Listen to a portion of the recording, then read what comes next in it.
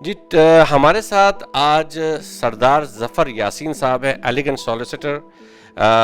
Firm से principal है इस फर्म के भी। और जहाँ तक नवाज शरीफ का केस का चल रहा है आजकल, और आप लोगों ने काफ़ी जगहों पे देखा होगा, डिफरेंट किस्म की राय आ रही हैं और चीज़ें आ रही हैं, और काफ़ी लोग हैं जो वो अलग अलग किस्म की चीज़ें बता रहे हैं। तो हमने कहा कि क्यों ना हम यूके में रहने वाले प्रोफेशनल सॉलिसिटर से बात करें और आपको फर्स्ट हैंड इंफॉर्मेशन दें। Sir, thank you very much for बात करने का ट्रिपल आर न्यूज़ से। सर, सबसे पहले तो ये बताइए कि आपको भी पता है सारा, सर ज़रा से यहाँ जाइएगा, तो आपको भी पता है सारा इस टाइम पे इंफॉर्मेशन नवाज शरीफ साहब के साथ जो चल रही है, चीज़ें चल रही हैं, आप क्या समझते हैं ये जो होम ऑफिस ने रिजेक्ट किया है, इसके बाद आगे क्या होगा basically? Thank you so much, Fraz साहब, having me here. Basically Nawaz Sharif का जो केस है वो प्योरली जो है वो मेडिकल ग्राउंड्स के ऊपर है, और आई बिलीव कि जिस तरीके से वो यहाँ पे आए पाकिस्तान से, और वो मेन रीज़न भी यही थी कि मेडिकल इश्यूज़ हैं। और अब चूँकि उनका मोस्ट लाइकली जो मुझे लगता है, क्योंकि मैंने रिफ्यूज़ल तो देखा नहीं है, और उसमें जो राइट ऑफ अपील तो नॉर्मली इन केसेस में नहीं होता, और जब आपके पास राइट ऑफ अपील नहीं होता तो आपके पास जो डायरेक्ट रेमेडी होती है वो आपने अपर ट्रिब्यूनल में जाना होता है डायरेक्टली जुडिशियल रिव्यू के लिए। लेकिन उससे पहले आपके पास एक ऑप्शन और भी होता है कि आप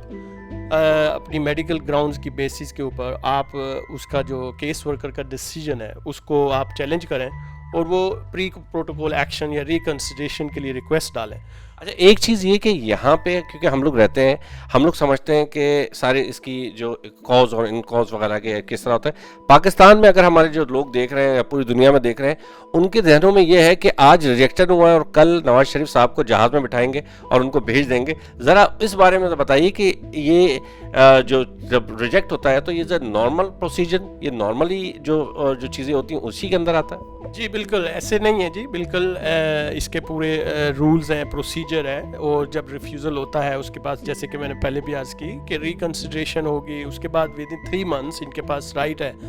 कि वो जुडिशियल रिव्यू के लिए जाएं। ये अपनी ग्राउंड्स, मेडिकल ग्राउंड्स, जो भी इनकी सपोर्टिंग एविडेंस है, उसके साथ उनकी जो लॉयर्स की टीम है वो जुडिशियल रिव्यू फाइल करेगी। फिर उसके बाद दूसरी जो रूम ऑफिस की लीगल टीम है वो अपनी डिफेंस फाइल करेगी, फिर जज जो है वो उसको डिसीजन करेगा, फिर इसके बाद फर्दर रेमेडी भी उनके पास है। ये कोई ऐसे नहीं है कि इमीडिएटली उनको डिपोर्ट करेंगे या एक चीज़ और कि क्योंकि पाकिस्तान गवर्नमेंट ने उनका पासपोर्ट जो है वो आगे रिन्यू नहीं किया और चीज़ें नहीं की,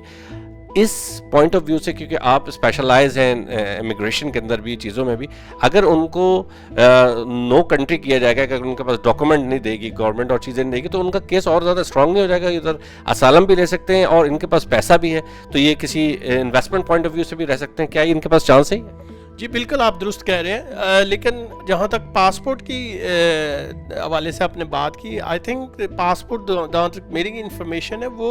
रिवोक नहीं हुआ है, एक्सपायर हुआ है। अगर वो एक्सपायर हुआ है तो इन केस अगर उनका जुडिशियल रिव्यू की रिक्वेस्ट जो है it has been considered by the जज, the tribunal, honourable tribunal, then वो Home Office can ask them the valid passport. अब वो वैलिड पासपोर्ट तो पाकिस्तानी हाई कमीशन ने इशू करना है, और इनके पास तो है डिप्लोमेट पासपोर्ट है, और वो एक्सपायर हुआ है और रिवोक नहीं हुआ, मेरा जो जहाँ तक नॉलेज है। अगर पाकिस्तान गवर्नमेंट नहीं बनाती है उनका, तब इनका क्या प्रोसीजर हो? अब ऑब्वियसली जैसे कि आपने पहले भी कहा है कि वो अगर आपके पास पासपोर्ट रिन्यूअल नहीं हो सकता और होम ऑफिस आपसे कहता है कि मुझे वैलिड पासपोर्ट चाहिए, और उसकी सूरत में अगर ये असाइलम के लिए रिक्वेस्ट डालते हैं, असाइलम के लिए जाते हैं, मैं नहीं समझता हूँ मियां नवाज शरीफ जो है या एक पॉलिटिकल लीडर होने की खातिर 3 time prime minister of Pakistan वो असाइलम के लिए जाएंगे, क्योंकि असाइलम अगर वो ग्रांट हो जाता है, इनके पास ग्राउंड्स भी हैं, तो फिर भी वो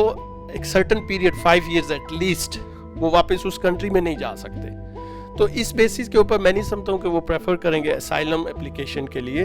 हाँ, पासपोर्ट की जो रिक्वेस्ट है उसके लिए वो अगर पाकिस्तानी हाई कमीशन से रिक्वेस्ट करते हैं, अगर वो रिन्यू नहीं होता क्योंकि उनकी बैक होम पाकिस्तान में वो ऑलरेडी एब्सकॉन्शन ऑर्डर इशू हुए हैं, कन्विक्टेड हैं, तो इस बेसिस के ऊपर वो शायद फिर कंपैशनेट रीज़न के बेसिस के ऊपर होम ऑफिस से भी रिक्वेस्ट कर सकते हैं कि विदाउट वैलिड पासपोर्ट। ओवरऑल आप कितना समझते हैं, क्विकली अगर आप बता दें कि ये डिसीजन मेकिंग में 3 महीने, 4 महीने, 5 महीने के अंदर हो जाता है? ये देखें जी, ये डिपेंड करता है, नॉर्मल जो प्रोसीजर है या नॉर्मल जो टाइम फ्रेम होता है वो